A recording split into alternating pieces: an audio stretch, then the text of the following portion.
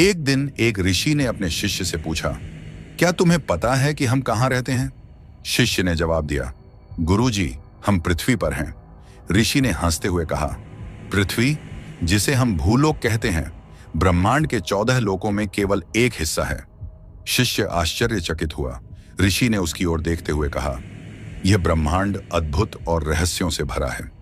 नमस्कार दोस्तों, स्वागत है आपका YouTube चैनल तथ्य में। ऋषि ने अपनी कहानी शुरू की। सबसे ऊपर सत्यलोक है, जहां ब्रह्मा जी का वास है। यहां केवल वे आत्माएं रहती हैं जो तपस्या और सत्कर्मों से निर्मल हो चुकी हैं। सत्यलोक से नीचे तपलोक है, जहां 4 कुमार सनक, सनातन, सनंदन और सनत निवास करते हैं। वे दिव्य ज्ञान के साक्षात स्वरूप हैं और हर लोक में प्रवेश कर सकते हैं। तपलोक से नीचे जनलोक है, जहां महान ऋषि और मुनि बसते हैं, जिनकी आयु ब्रह्मा के एक दिन के बराबर होती है। यहां से भूलोक और सत्यलोक के बीच का संपर्क होता है। शिष्य की आंखों में उत्सुकता बढ़ रही थी। ऋषि ने कहा, क्या तुम जानते हो कि स्वर्ग कहां है? शिष्य ने सिर हिलाया।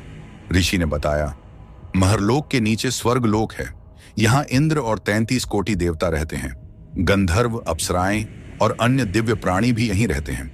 लेकिन यह केवल आनंद और विलास का स्थान नहीं है। यहां देवता राक्षसों से युद्ध कर ब्रह्मांड की रक्षा करते हैं। स्वर्ग की राजधानी अमरावती में अपार खजाने हैं और यहां कामधेनु जैसी चमत्कारी वस्तुएं पाई जाती हैं। शिष्य ने और गहराई से जानने की इच्छा जताई। ऋषि बोले, स्वर्ग के नीचे ध्रुवलोक है, जहां ध्रुव तारे की अनंत चमक है। उसके बाद सप्तर्षि लोक आता है, जहां सप्तर्षि निवास करते हैं। वे अनादिकाल से हमारा मार्गदर्शन कर रहे हैं। उनसे नीचे नक्षत्र लोक, फिर सूर्य लोक और चंद्र लोक आते हैं। इन लोकों की विशालता ऐसी है कि इसे हम केवल सोच सकते हैं। गुरुजी, राहु और केतु का क्या? शिष्य ने पूछा। ऋषि ने गंभीरता से कहा, राहु केतु लोक भी है, जहां ग्रहण का खेल चलता है। उसके नीचे अंतरिक्ष लोक है। यहां हवा, बादल और वे अदृश्य प्राणी रहते हैं जिन्हें हम भूत प्रेत कहते हैं। शिष्य की जिज्ञासा बढ़ी। और हमारी धरती? उसने पूछा। ऋषि ने कहा, भूलोक इन 14 लोकों में 7वें स्थान पर है। यहां मनुष्य जन्म लेता है, कर्म करता है और मृत्यु के बाद अपने कर्मों के अनुसार ऊपर या नीचे के लोकों में जाता है। शिष्य के चेहरे पर भय और रोमांच था। ऋषि ने कहानी आगे बढ़ाई। भूलोक से नीचे अटल लोक है। यहां मायावी असुरों का राज है। यहां 96 तरह की मायाएं हैं। उसके नीचे वितल लोक आता है, जहां भगवान शिव अपने विकराल रूप में विराजते हैं।